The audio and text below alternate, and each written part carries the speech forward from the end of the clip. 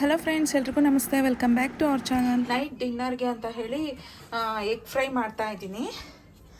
ಅದಕ್ಕೆ ಪೇಸ್ಟ್ ರುಬ್ಕೊಂಡೆ. ನಾನು ಬರೀ ಶುಂಠಿ ಬೆಳ್ಳುಳ್ಳಿ ಪೇಸ್ಟ್ನ ಮಾತ್ರನೇ ಮಾಡ್ಕೊಳ್ಳೋದಿಲ್ಲ, ಅದಕ್ಕೊಂಚೂರು ಈರುಳ್ಳಿ ಮತ್ತು ಚಕ್ಕೆ ಲವಂಗನೂ ಹಾಕಿ ಈ ರೀತಿ ಪೇಸ್ಟ್ ಮಾಡಿ ಇಟ್ಕೊತೀನಿ.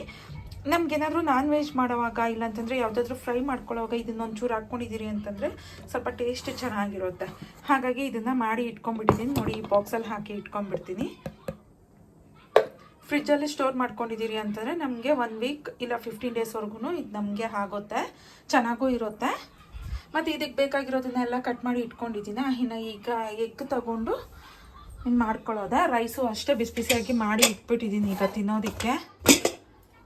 ನೋಡಿ, ಬಿಸಿ ಬಿಸಿಯಾಗಿ ರೈಸು ಅಷ್ಟೇ ಮಾಡಿ ಇಟ್ಟಿದ್ದೀನಿ. 6 ತಗೊಂಡಿದ್ದೀನಿ. ಬೇಕಂದರೆ ಜಾಸ್ತಿನೂ ಹಾಕೋಬೋದು, ಬಟ್ ಸಾಕು ನಮಗೆ ಒನ್ ಟೈಮ್ಗಾಗಿರೋದ್ರಿಂದ ಸರಿ ಹೋಗ್ಬಿಡುತ್ತೆ. ಕರ್ಬೇವಿನ ಸೊಪ್ಪಿಲ್ಲ, ಹಸಿ ಕರ್ಬೇವಿನ ಸೊಪ್ಪಿದ್ದಿದ್ರೆ ಚೆನ್ನಾಗಿರೋದು. ನನಗೆ ಫ್ಲೇವರು ಇಷ್ಟ. ಫ್ರೈಸ್ ಏನಾದರೂ ಮಾಡೋವಾಗ ಕರ್ಬೇವಿನ ಸೊಪ್ಪಿದ್ರೆ, ಹಸಿ ಕರ್ಬೇವಿನ ಸೊಪ್ಪು ತುಂಬಾ ಚೆನ್ನಾಗಿರುತ್ತೆ ಫ್ಲೇವರು. ಬಟ್ ಇಲ್ಲ, ಈಗ ಹಾಗೆ ಮಾಡ್ಕೋಬೇಕು.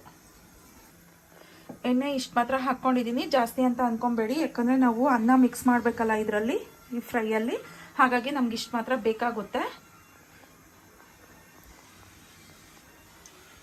ಬೇಕು ಅಂದರೆ ಕ್ಯಾಬೇಜು ಹಾಕ್ಕೋಬೋದು, ಚೆನ್ನಾಗಿರುತ್ತೆ.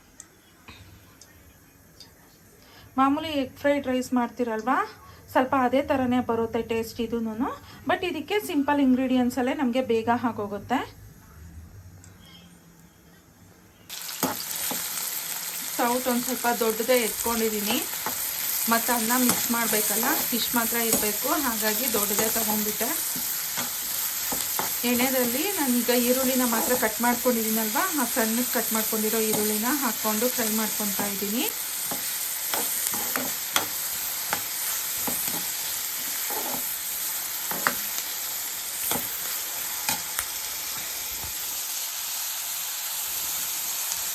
ಆಮೇಲೆ ಇದಕ್ಕೆ ಶುಂಠಿ ಬೆಳ್ಳುಳ್ಳಿ ಪೇಸ್ಟ್ ಒಂದು ಸ್ವಲ್ಪ, ಆಮೇಲೆ ಟೊಮೆಟೊ, ಕೊತ್ತಂಬರಿ ಸೊಪ್ಪು, ಎಗ್ಗು, ಖಾರ, ಅರಿಶಿನ ಪುಡಿ ಇವೆಲ್ಲನೂ ಮಿಕ್ಸ್ ಮಾಡ್ಕೊಳ್ಳೋದು ಅಷ್ಟೇ, ಬೇರೆ ಏನು ಹಾಕೋದಿಲ್ಲ. ಇದಕ್ಕೆ ಬೇಕು ಅಂತಂದರೆ ಸ್ಪೈಸಿ ಪೌಡರ್ಸ್ನ ಆ್ಯಡ್ ಮಾಡ್ಕೋಬೋದು. ಬಟ್ ಅದು ಇಲ್ದಿರೇ ಹಾಗೆ ನಾವು ಹಾಗೆ ಫ್ರೈ ಮಾಡ್ಕೊಳ್ಳೋದು ಒಂದು ಸ್ವಲ್ಪ ಡಿಫ್ರೆಂಟಾಗಿರುತ್ತೆ.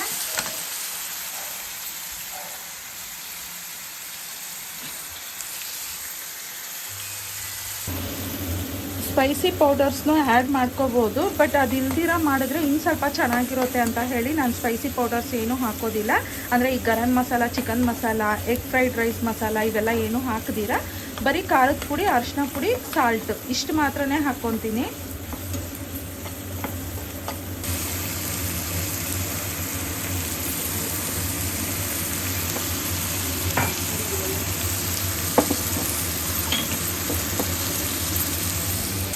ಈಗ ನೋಡಿ, ಅರಿಶಿನ ಪುಡಿ ಹಾಕ್ಕೊಂಡೆ. ಅದಕ್ಕೂ ಮುಂಚೆ ಈರುಳ್ಳಿ ಎಲ್ಲ ಫ್ರೈ ಆದಮೇಲೆ ಒಂದು ಸ್ವಲ್ಪ, ಅಂದರೆ 1 ಸ್ಪೂನ್ ಅಷ್ಟು ಶುಂಠಿ ಬೆಳ್ಳುಳ್ಳಿ ಪೇಸ್ಟ್ನ ಹಾಕ್ಕೊಂಡು, ಆಮೇಲೆ ಅದನ್ನೊಂದು ಸ್ವಲ್ಪ ಫ್ರೈ ಮಾಡಿಬಿಟ್ಟು ಟೊಮೆಟೊನೂ ಹಾಕ್ಕೊಂಡು ಅರಿಶಿನ ಹಾಕ್ಕೊಂಡೆ.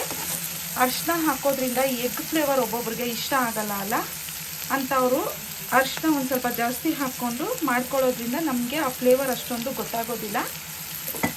ಇದು ಅಷ್ಟೇ, ಈ ಎಗ್ ಫ್ರೈ ಸಿಂಪಲ್ ಪ್ರೋಸೆಸ್ಸೇ, ಚೆನ್ನಾಗಿರುತ್ತೆ ತಿನ್ನಬೇಕಾದ್ರೆ. ಟೊಮೆಟೊ, ಈರುಳ್ಳಿ ಬೇಕಂದರೆ ಇನ್ನೂ ಸಣ್ಣ ಸಣ್ಣಕ್ಕೆ ಕಟ್ ಮಾಡಿಕೊಂಡ್ರೂ ಚೆನ್ನಾಗಿರುತ್ತೆ. ಬಟ್ ಫಸ್ಟು ಈರುಳ್ಳಿ ಕಟರ್ ಇತ್ತು ಮನೆಯಲ್ಲಿ, ಅಂದರೆ ಈರುಳ್ಳಿ ಕಟ್ ಮಾಡೋದು ಅದು ಕಟ್ಟಾಗೋಗ್ಬಿಟ್ಟು ಒಂದು ತಗೊಂಬರ್ಬೇಕು. ಬೇರೆದೊಂದು ತಗೊಂಬಂದಿದ್ದೀನಿ, ಅದಷ್ಟೊಂದು ಕೆಲಸ ಮಾಡ್ತಿಲ್ಲ. ನೋಡಿ, ಇದು ತಗೊಂಬಂದೆ. ಅದಕ್ಕಿಂತ ಇದು ಬೆಟರ್ ಅಂತಂದ್ರೆ ಶಾಪ್ ಅವರು, ಅದಕ್ಕಾಗಿ ಇದನ್ನು ತಗೊಂಬಂದೆ. ಇದು ಅಷ್ಟೊಂದು ಕಟ್ ಮಾಡ್ತಾ ಇಲ್ಲ ಈರುಳ್ಳಿ. ನಾವು ಯಾವ ರೀತಿ ಹಾಕ್ತಿರೋ ಅದೇ ರೀತಿನೇ ಬರ್ತಿದೆ, ಸಣ್ಣ ಸಣ್ಣ ಕಟ್ ಆಗ್ತಾ ಇಲ್ಲ. ಫಸ್ಟ್ ಇತ್ತು ಆ ಥರದ್ದು ಒಂದು ತೊಗೊಂಬರ್ಬೇಕು. ಅದಕ್ಕೆ ಚಾಕು ಅಲ್ಲಿ ಕಟ್ ಮಾಡಿರೋದ್ರಿಂದ ತೀರಾ ಸಣ್ಣ ಕಟ್ ಮಾಡೋದಕ್ಕೆ ಆಗಿಲ್ಲ, ಇಷ್ಟು ಮಾತ್ರ ಕಟ್ ಮಾಡ್ಕೊಂಡಿದ್ದೀನಿ. ನಿಮಗೆ ಬೇಕು ಅಂದರೆ ಇನ್ನೂ ಸಣ್ಣ ಸಣ್ಣಕ್ಕೆ ಕಟ್ ಮಾಡ್ಕೊಂಡಿದ್ದೀರಿ ಅಂತಂದರೆ ಟೊಮೆಟೊ, ಈರುಳ್ಳಿ ತುಂಬ ಚೆನ್ನಾಗಿರುತ್ತೆ, ತುಂಬ ಬೇಗನೂ ಫ್ರೈ ಆಗೋಗುತ್ತೆ.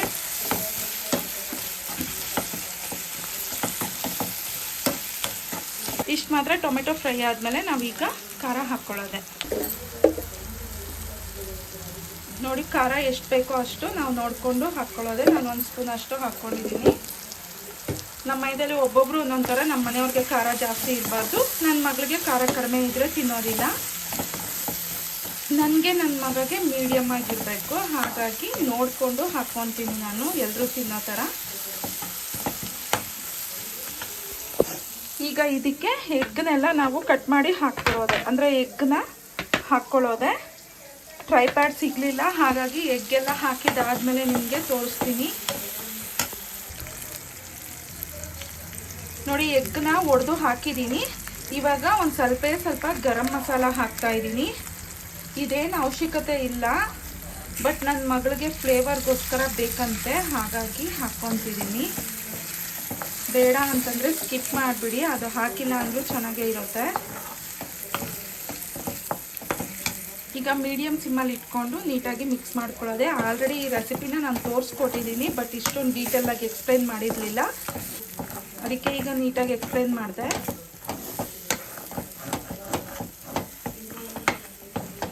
ಇದಕ್ಕೆ ಚಪಾತಿ ಸಮೇತ ಚೆನ್ನಾಗಿರುತ್ತೆ, ಬಟ್ ಬಿಸಿ ಬಿಸಿ ವೈಟ್ ರೈಸ್ಗೆ ಒಳ್ಳೆ ಕಾಂಬಿನೇಷನ್ ಇದು.